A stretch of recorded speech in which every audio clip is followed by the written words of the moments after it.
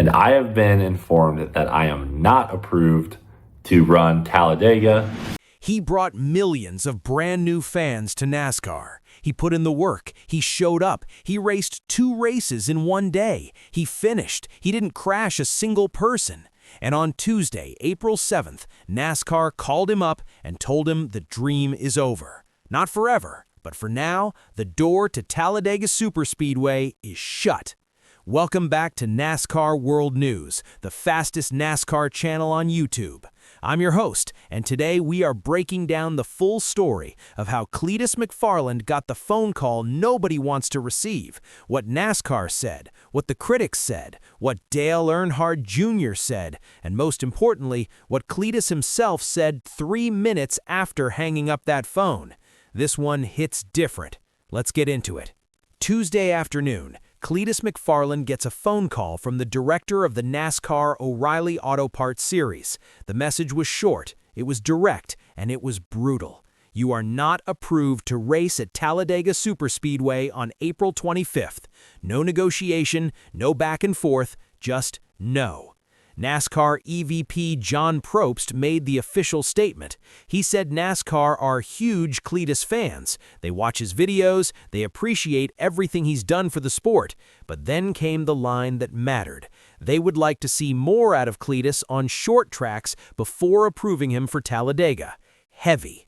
Probst was clear about exactly where Cleetus stands right now. He is approved for all of ARCA, all of the Truck Series, and O'Reilly Series short tracks, but Talladega, not yet, front stretch.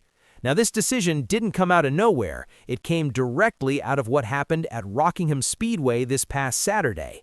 That race was Cleetus's audition. NASCAR was watching every single lap, and what they saw wasn't enough. The question is, was NASCAR right? Was the criticism fair? And where does Cleetus go from here? Let's break it all down. To understand why NASCAR said no, you have to understand what Rockingham actually looked like from the outside. Cleetus started 35th in the number 33 Richard Childress Racing Chevrolet. 4 laps in, 4 laps, he tried to go 3 wide into a corner. It didn't work. He spun out. Then he spun out again. Then he picked up a pit road speeding penalty on top of everything else. He spent a massive chunk of the race on tires with over 100 laps of wear on them, just trying to survive. When the checkered flag dropped, he finished 32nd, 6 laps down, having spun multiple times during the event. Yahoo Sports. Now, and this is important, Cleetus himself didn't try to hide from any of this. He owned it completely. He said it was the hardest thing he has ever done in his life. He pointed out that he didn't crash anyone, he didn't ruin anybody else's day, he just struggled through it and got to the finish line. And earlier that same day, too, he finished 4th in the ARCA East race at Rockingham, a career-best result in any NASCAR-sanctioned event. Heavy. So the speed is there, the talent is there, but the O'Reilly Series at this level, with these cars, against these drivers, that's a completely different beast, and NASCAR saw exactly that. Now here's where things get a little uncomfortable, because the criticism of Cleetus didn't start Tuesday. It's been building for weeks inside that NASCAR garage. Kyle Busch, 2-time Cup Series champion, and technically Cleetus's own RCR teammate, went right at him during a media session at Phoenix back in March. He said there's a real need for ample experience before you get these opportunities. And then came the line that truly stung. He said his 10-year-old son has probably run more races than Cleetus has. That's harsh. That's very harsh. But Kyle Busch has never been accused of softening things. Then there's Freddie Kraft, who spots for Bubba Wallace in the Cup Series, who was vocal on social media about it multiple times. He raised concerns about the Daytona truck race, saying they were lucky Cleetus's spin went down the track instead of up, because if it had gone the other way, it could have taken out a big chunk of the field.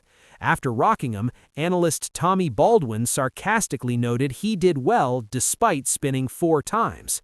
Cleetus addressed all of it directly. He acknowledged that there is enormous outside pressure on NASCAR from inside the garage, saying he shouldn't be approved. And while NASCAR publicly says that pressure doesn't affect their decisions, Cleetus honestly said that'd be a very hard thing to stick to. But not everyone was piling on. Former O'Reilly Series champion Justin Allgaier stood up for Cleetus after the race. He said he thought he did a great job, especially staying out of the way every time he was lapped, and that he was proud of him given everything Cleetus has had thrown at him on social media. Yardbark. And RCR's own VP of O'Reilly Operations, Danny Lawrence, backed him up too, saying Cleetus handled several moments well, where he could have spun directly in front of the entire field and didn't. Now, when Dale Earnhardt Jr. talks, NASCAR listens, and Dale Jr. had plenty to say about this situation. Speaking on his Dale Jr. Download podcast, Earnhardt gave Cleetus genuine credit for finishing the Rockingham race, but he was completely honest about what he saw. He said he watched the truck test video, the O'Reilly test video, and then the race itself, and in all three, Cleetus lost control of the car or truck at some point. Yardbark said plainly, "I saw enough to not approve him for Daytona or Talladega in the O'Reilly Series, to be quite honest with you." But, and this is important, Earnhardt also gave context that actually helps Cleetus. He pointed out that Rockingham is one of the trickiest tracks on the schedule. Hard tire, relatively fresh surface, a very small window before you lose it. He said he actually expected Cleetus to wreck and take out body panels, and he didn't. Yardbark said Dale Jr.'s recommendation, give Cleetus 1, 2, maybe 3 more events in ARCA and trucks before unlocking Daytona and Talladega in the O'Reilly Series. That's not a crushing verdict. That's actually a roadmap, and Cleetus now has to decide what to do with it. Here's the part of this story that makes everything even more complicated. NASCAR says Cleetus is currently approved to race in the O'Reilly Series on short tracks only. That means places like Dover, Iowa, or Bristol. Heavy. And Cleetus himself pointed that out loudly. He said short tracks are harder to drive than the bigger tracks. He'd much rather go to Kansas or a 1.5-mile oval because those are significantly easier to handle at his current experience level. And super speedways like Talladega, they're actually the easiest tracks to drive in terms of basic car control. The danger isn't complexity, the danger is consequence. One mistake at 200 miles per hour in a 40-car pack doesn't just ruin your day, it can ruin 15 people's days in less than a second. That's what NASCAR is protecting against. But Bristol, Cleetus isn't even trying to sugarcoat it. He basically said, you think they smoked me at Rockingham, Bristol would be on a completely different level. And the scheduling reality makes things even worse.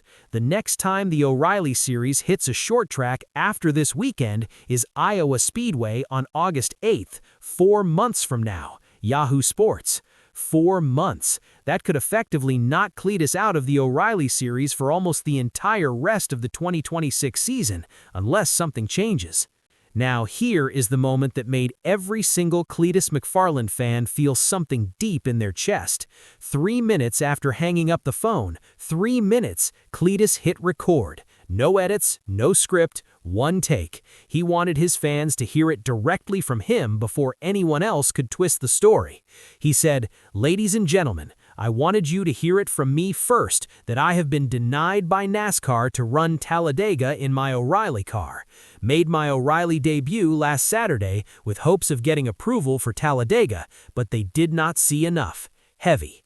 He broke it all down. He was completely transparent. He admitted the race was hectic. He admitted the 3-wide attempt on lap 3 was a bad call. He admitted he spun multiple times. He admitted this whole Talladega plan came together fast, only about 2 months ago.